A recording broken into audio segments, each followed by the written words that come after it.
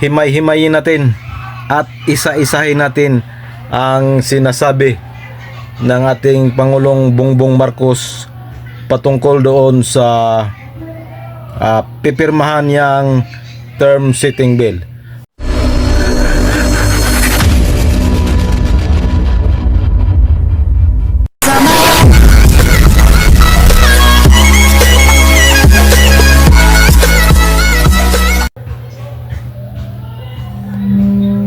Hello, happy Saturday everyone.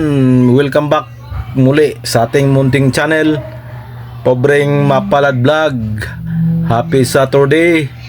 Time check is 10 in the morning. So ngayon ay himay-himayin natin at isa-isahin natin ang sinasabi ng ating Pangulong Bongbong Marcos patungkol doon sa pipirmahan niyang term setting bill. So kagabi excuse me, nakita natin yung nayam niya at gumawa kagad tayo ng video doon. Pero may maraming tumaas ang kilay at may maraming nagsasabi na mauwi lang daw sa wala yan kasi nga nakahanda na si Attorney Macalintal. So mga kapobre, isa-isahin natin to at bigyan natin to ng kuro-kuro or opinion yung mga sinasabi ni Pangulong Bongbong Marcos. So umpisahan natin. Ito yung una nating bigyan ng reaction video. Here we go. Good morning po, Mr. President. According to COMELEC po, wala na daw pong formal signing for the bill postponing the Barangay Assembly and Kabataan elections and that you will instead allow it to lapse into law on August 14. But on your part, sir, have you reached a decision on whether to sign the deal or not? No, I'll sign it. I'll sign it. So yun ang una. Tinanong siya kung hahayaan ba lang daw na maglapse into law or abot ng 30 days ang panukalang batas na term setting bill. At mabilis po ang sagot ng ating Pangulo na sabi niya, I will sign it. I will sign it.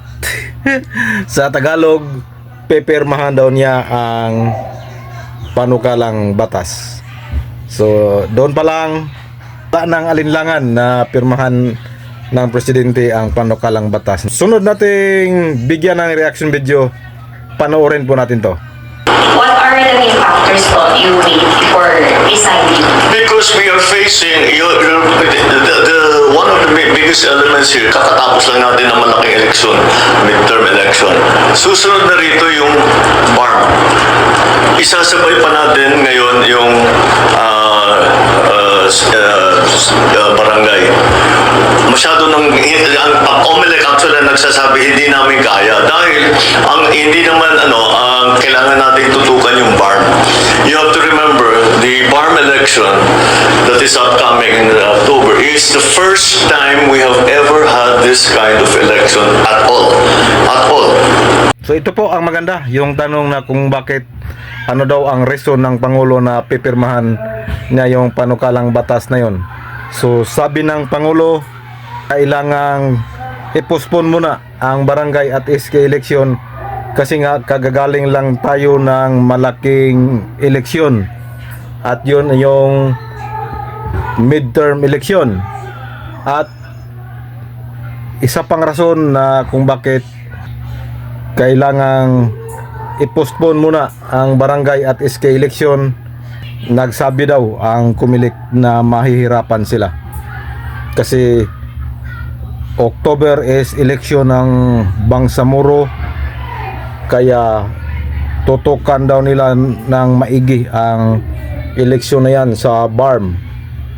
So sinabi pa ng Pangulo na kailangan itong tutukan yung BARM kasi nga ito po yung kauna-unahang eleksyon na mangyayari sa Bangsamoro Autonomous Region. So next nating bigyan ng reaction video, ito po, panoorin natin. Sa buong kasaysayan ng Pilipinas, hindi pa nagkaroon ng BARM Parliament na hinala So, that is why it is so important. And if that election fails, malaking bagay, malaking failure yan doon sa peace process. Kaya kailangan maging matagumpay ang pagganap ng halalan ng BARM. So ito, maganda rin to. Sinabi ng Pangulo na itong BARM eleksyon ay ang kauna-unahang eleksyon na magaganap. First time sa Pilipinas daw mangyari na boboto ang mga tao sa BARM eleksyon. At babala pa niya, pag ito po ay nag-failure, ito po ay banta sa peace process sa Mindanao. So, valid po ang rason ng Pangulo. Another reaction video. And that's why we really are focusing on that. And again, of course, the local officials are saying we just finished a local election. Magkakaroon na naman tayo ng barangay election. Parang ganun din. Halos ganun din.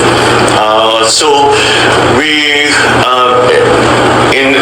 a view on the Supreme Court decision that we cannot shorten the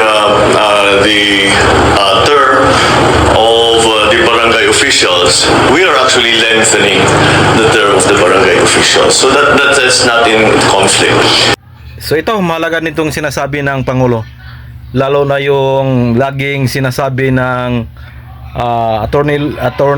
election lawyer na si Romulo Macalintal na bawal daw yung pag-shorten ng termino ng mga barangay at SK official. So ito po yung sagot ng Pangulo. Pinag-aralan daw nila yung Supreme Court decision, kaya ito po, hindi po nila sino-shorten yung termino, bagos ay pinalawig nila ang termino. O, di ba? So last reaction video. Actually ito pong video to isa lang. Pinutol-putol lang natin para maliwanag at inisa-isa natin para mas maintindihan ng ating mga kababayan. Last, ito na po. So I think the most sensible, the most common sense solution is to postpone. So yun po. Therefore, President Bongbong Marcos conclude that the most sensible way is postpone the barangay at SK election. Hanggang dito na lang, magandang umaga sa ating lahat. See you next video mga kapobre. God bless. I love you all. Bye-bye.